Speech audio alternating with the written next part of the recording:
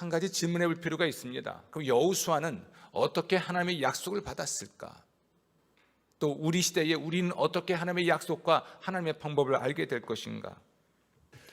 여러분, 그 땅, 지금 여호수아가 서 있는 곳이 거룩한 이유는 그 땅이 특별해서가 아닙니다. 하나님이 와서 계시는 곳인 까닭에 여호수아가 서 있는 그곳이 거룩한 땅이에요. 하나님의 군대 대장이 와서 여호수아에게 말하기를 네가 선 땅은 거룩한 땅이니 너의 발에서 신을 벗어라. 성경 기록하기를 여호수아가 그대로 했다라고 기록합니다. 그 하나님에 대한 경외심으로 자기의 신을 벗죠. 그리고 그곳에서 하나님을 경배하고 그곳에서 하나님께 기도하는 시간을 갖는 거죠. 와서 계신 하나님과의 교제, 이 신령한 교제를 통해 여호수아는 하나님의 약속을 받습니다. 너의 손에 이 성을 주었다라고 말씀하신 거예요. 그러니까 여호수아는 어떻게 하나님의 약속을 받았는가? 우리 시대로 말하면 그분을 예배하고 그분께 기도하는 하나님과의 신령한 교제의 시간을 통해서 하나님의 약속을 받고 하나님의 방법을 알게 된 것이죠. 하나님 그분은 자신을 계시하시고, 하나님 그분은 자신의 계획을 계시하시고, 하나님 그분은 자신의 방법을 계시하시는 것이죠. 여호수아는 그 시간을 통해서 하나님의 거대한 계획을 알게 되고, 그리고 자기가 뭘 해야 될지, 그 백성들이 어떻게 해야 될지 구체적인 하나님의 방법을 알게 됩니다. 실패한 전쟁이었던 그 첫 번째 아이성 전투의 실패는요, 바로 예배와 기도의 실패였습니다. 아이성 그 첫 번째 전투에서 패전하고 36명이 죽고 스바림까지 도망가고 나서 이 백성들은 물론이고 여호수아조차도 마음이 녹아내려 버렸습니다. 그러니까 이 한 사람이 결국 공동체 전체를 무너뜨린 것이죠. 실패는 이스라엘 자손들과 지도자를 슬픔에 빠뜨렸습니다.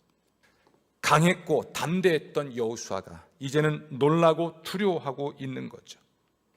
하나님을 신뢰하십시오. 하나님께 순종하십시오.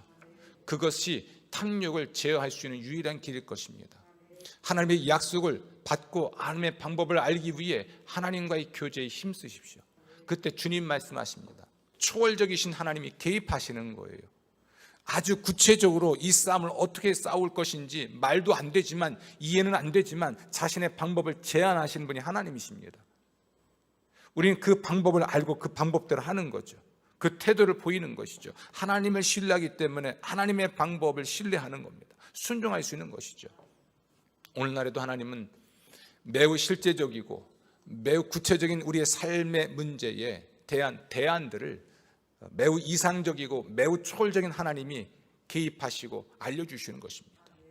그것을 믿는다면 우리는 예배와 기도에 힘쓰지 않을 수는 없을 것입니다.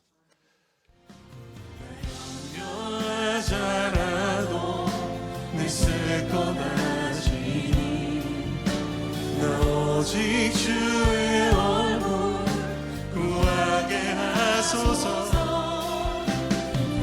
이해할 수 없을 때라도 감사하며 순종하며